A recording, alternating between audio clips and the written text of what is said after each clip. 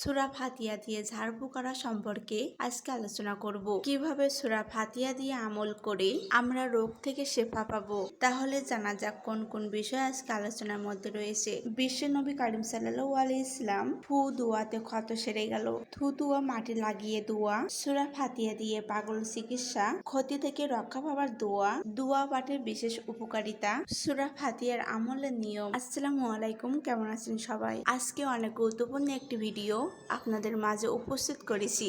যদি ভালো লাগে অবশ্যই ধৈর্য সহকারে শেষ পর্যন্ত শুনবেন। বিশ্ব নবী করিম সাল্লাল্লাহু আলাইহি ইসলাম ফু দোয়াতে ক্ষত সেরে গেল। এ বিষয়ে হাদিসে কি বলা হয়েছে? হযরত ইয়াজিদ ইবন আবু উবাইদা রাদিয়াল্লাহু তাআলা আনহু থেকে বর্ণিত, তিনি বললেন, আমি সালমার পায়ে গোছায় একটি মারাত্মক ক্ষত চিহ্ন দেখে তাকে এর কারণ সম্পর্কে জিজ্ঞাসা করি।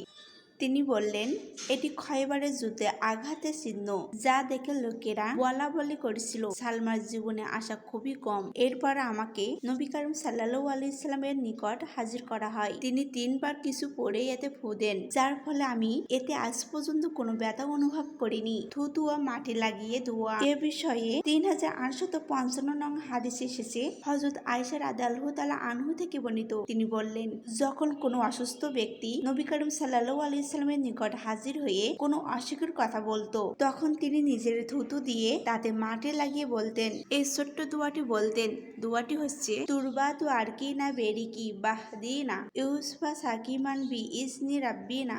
দোয়াটি লেখা সহ পেতে হলে অবশ্যই রিলসে ফলো করবেন। সূরা ফাতিহা দিয়ে পাগল চিকিৎসা। এ বিষয়ে কি বলা হয়েছে? হযরত খালিদা ইবন সালাত তামিমি রাদিয়াল্লাহু তাআলা আনহু থেকে বর্ণিত, তার থেকে বর্ণনা করেন, তিনি নবী করিম সাল্লাল্লাহু আলাইহি সাল্লামের নিকট হাজির হয়ে ইসলাম কবুল করেন। তিনি সেখান থেকে ফেরার সময় এমন এক কওমের নিকট উপস্থিত হন, সেখানে একটি পাগল শিকলে বাঁধা ছিল। তখন তার স্বজনরা তাকে বলে, আমরা শুনেছি তোমাদের এক সাথী নবী করিম সাল্লাল্লাহু আলাইহি সাল্লাম অনেক ভালো জিনিস নিয়ে এসেছেন। তোমার কাছে এর কিছু আছে কি, যা দিয়ে তুমি এর চিকিৎসা করতে পারো? তখন আমি সূরা ফাতিহা পড়ে দম করাই, সে ভালো হয়ে যায়। তখন তারা সন্তুষ্ট হয়ে আমাকে 100 বকরি প্রদান করে। আমি রাসূল করিম সাল্লাল্লাহু আলাইহি সাল্লামের নিকট উপস্থিত হয়ে ঘটনা বর্ণনা করি। তখন তিনি বললেন, তুমি কি এই সূরাই পড়েছিলে? রাবি মুসাদ্দাদ রাদিয়াল্লাহু অন্যখানে বর্ণনা করেন, নবী করিম সাল্লাল্লাহু আলাইহি সাল্লাম তাকে জিজ্ঞাসা করেন, তুমি কি এই সূরা ব্যতীত অন্য কিছু পড়েছিলে? আমি বলি, না। তখন তিনি তার জীবনের শপথ দিয়ে বলেন, তুমি এটা গ্রহণ করো।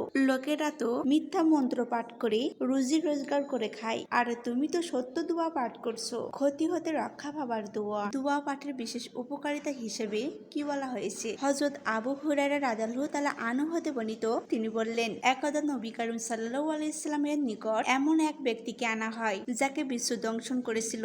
তখন তিনি বললেন, যদি সে এই দোয়াটি পাঠ করত, তবে তাকে দংশন করত না বা ক্ষতি করত না। দোয়াটি হলো, আউযু বিকালিমাতিল্লাহি তাম্মাতি মিন শাররি মা খালাকা। ভিডিওটি ভালো লাগলে অবশ্যই কমেন্ট করে জানাবেন। আসসালামু আলাইকুম।